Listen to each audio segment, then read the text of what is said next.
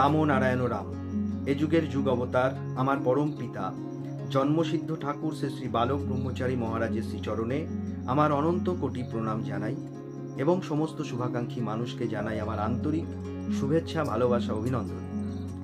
বিপ্লব চলছে সর্বত্র। চতুর্থ পর্ব পড়া শেষ হয়েছে, তার পরের পর্ব অর্থাৎ পঞ্চম পর্ব থেকে আবার শুরু করব। তার আগে অবশ্যই বলবো, চ্যানেলটি সাবস্ক্রাইব করুন, লাইক করুন, শেয়ার করুন এবং যারা যারা কমেন্ট করছেন তাদেরকে অনেক অনেক ভালোবাসা এবং বৈদিক অভিনন্দন রাম নারায়ণ রাম জানিয়ে শুরু করছি পঞ্চম পর্ব। বিপ্লব চলছে সর্বত্র। পুঁজিবাদ ব্যবস্থার পরিপ্রেক্ষিতে কিছু বিপ্লবী মহাপুরুষের মতবাদ। পুঁজিবাদ ব্যবস্থায় শোষক গোষ্ঠী জনগণকে শোষণ করে সারা পৃথিবীর উপর আধিপত্য বিস্তার করে রেখেছে। জনগণকে তাদের গোলাম বানিয়ে শোষণের নেটওয়ার্ক চালিয়ে যাচ্ছে। তাদের স্বাধীনতার গান শুনিয়ে পরাধীনতার অন্ধকারে ডুবিয়ে রেখেছে। অর্থাৎ সমাজটা এক কাত হয়ে আছে। প্রকৃতির সমসুরে সমাজটি গঠিত হয়নি বলেই সমাজে এত দুরবস্থা।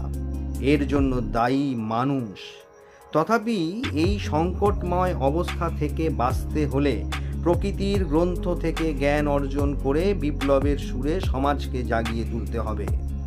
এই পরিপ্রেক্ষিতে কার্ল মার্কস বলেছেন, শোষণের জন্য শাসন। এই শোষককে অপসারিত করতে গেলে সর্বহারাকে সর্বশক্তি প্রয়োগ করে সর্বভুক বা শোষকের বিরুদ্ধে লড়াই সংগ্রাম চালিয়ে যেতে হবে। স্বামী বিবেকানন্দ তার দূরদৃষ্টি দিয়ে বুঝতে পেরেছিলেন, শূদ্র জাতি অর্থাৎ যারা শ্রমজীবী মানুষের অভ্যুত্থান হবে, যারা বর্তমানে ক্ষমতাসীন তাদেরকে হটিয়ে দিয়ে শ্রমজীবীরা ক্ষমতা দখল করবে। রাশিয়া এবং চীন এর কেন্দ্র হবে। স্বামীজি বলেন, তোমরা সবাই ঋষি, জন্ম থেকেই তোমরা ভারত মায়ের জন্য বলিপ্রদত্ত, তাই তোমাদের অভ্যুত্থান হবে। এই অভ্যুত্থানের সঙ্গে সঙ্গে এক নতুন ভারত রূপ নেবে। এই নতুন ভারতকে আহ্বান করে তিনি বলেছেন, নতুন ভারত বেরুক, বেরুক লাঙল ধরে, চাষার কুটির ভেদ করে, জেলে জোলা মুচি মেথরের ঝুপড়ির মধ্য হতে, বেরুক মুদির দোকান থেকে, ভুনাওয়ালা উনুনের পাশ থেকে, বেরুক কারখানা থেকে, হাট থেকে, বাজার থেকে, বেরুক ঝোপ জঙ্গল পাহাড় পর্বত থেকে। শূদ্র জাগরণ হবে এবং সঙ্গে সঙ্গে নতুন ভারত গড়ে উঠবে। নেতাজি সুভাষচন্দ্র বসু বলেন, তোমরা আমায় রক্ত দাও, আমি তোমাদের স্বাধীনতা দেব। অর্থাৎ স্বাধীনতা কেউ দেয় না, স্বাধীনতা ছিনিয়ে নিতে হয়। প্রশ্ন হলো, এই ভয়ঙ্কর পরিস্থিতির মধ্যে এখনো জনগণ কেন বিপ্লবের চেতনায় জেগে উঠছে না? এই পরিপ্রেক্ষিতে রামকৃষ্ণ পরমহংসদেব বলেন, মনুষ্য জীব চার প্রকার।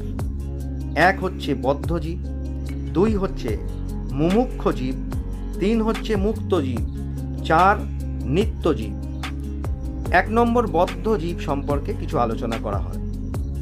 যারা বিষয়ে অর্থাৎ বাহ্যিক ইন্দ্রিয় সুখভোগ সম্পর্কে যারা আসক্ত হয়ে থাকে, ভগবানকে ভুলে থাকে এবং সমাজ কল্যাণে চিন্তা করে না, তারাই হলো বদ্ধ জীব। দুই নম্বর মুমুক্ষ জীব, যারা মুক্ত হবার ইচ্ছা করে কিন্তু তাদের মধ্যে কেউ মুক্ত হতে পারে আবার কেউ পারে না, এরা হলো মুমুক্ষ জীব।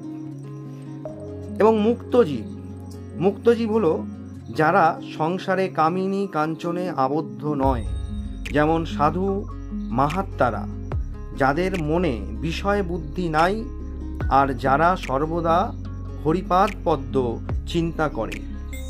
চার নম্বর হলো নিত্যজীব। এরা সংসারে থাকে জীবের মঙ্গলের জন্য, জীব দিগকে শিক্ষা দিবার জন্য। যেমন পুকুরে জাল ফেলা হয়েছে, দু চারটে মাছ এমন শেয়ানা যে কখনো জালে পড়ে না, এরা নিত্যজীবের উপমা স্থল। কিন্তু অনেক মাছই জালে পড়ে, তাদের মধ্যে কতগুলি পালাবার চেষ্টা করে, এরা হলো মুমুক্ষ জীবের উপমা স্থল। কিন্তু সব মাছই পালাতে পারে না। দু চারটে ধপাং ধপাং করে জাল থেকে পালিয়ে যায়। তখন জেলেরা বলে, ওই একটা মস্ত মাছ পালিয়ে গেল। এরা মুক্ত জীবের উপমাস্থল। কিন্তু যারা জালে পড়েছে অধিকাংশই পালাতে পারে না, পালাবার চেষ্টাও করে না, বরং জাল মুখে করে পুকুরের পাকের ভেতরে গিয়ে চুপ করে মুখ গুজরে শুয়ে থাকে।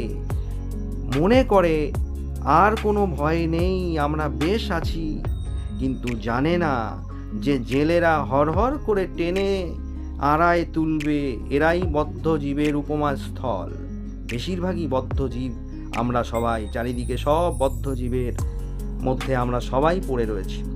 বদ্ধ জীব সংসারে কামিনী কাঞ্চনের মধ্যে সুখ খুঁজে বেড়ায়, জানে না যে ওতেই মৃত্যু হবে। বদ্ধ জীব যখন মরে তখন তার পরিবার বলে, তুমি তো চললে, আমার কি করে গেলে? আমার এমনই মায়া যে প্রদীপটাতে বেশি সলতে জ্বললে বদ্ধজীব বলে, তেল পুড়ে যাবে, সলতে কমিয়ে দাও। এদিকে মৃত্যু শয্যায় সে শুয়ে আছে। বদ্ধজীবেরা ঈশ্বর চিন্তা বা সমাজের কল্যাণ চিন্তা করে না। অবসর পেলে আবোল তাবোল ফালতু গল্প করে, নয় মিছে কাজ করে। জিজ্ঞাসা করলে বলে, আমি চুপ করে থাকতে পারি না, তাই বেড়া বাঁধছি। হয়তো সময় কাটে না দেখে তাস খেলতে আরম্ভ করে।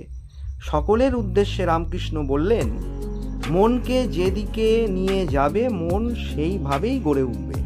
তাই সংসারে সব কাজ করবে, কিন্তু মন পড়ে থাকবে ঈশ্বর বা স্রষ্টার দিকে।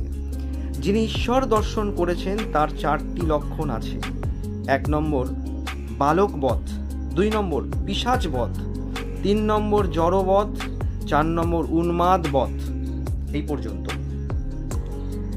এরপর পরের পর্বে আপনারা শুনবেন শোষকের বীজ দাঁত ভাঙতে এসেছেন এই যুগের যুগ অবতার জন্মসিদ্ধ ঠাকুর শ্রী শ্রী বালক ব্রহ্মচারী মহারাজ। এখান থেকে শুরু হবে। অবশ্যই আপনারা অপেক্ষা করুন। আজকে এই পর্যন্ত। সবাই ভালো থাকবেন। রাম ও নারায়ণ রাম।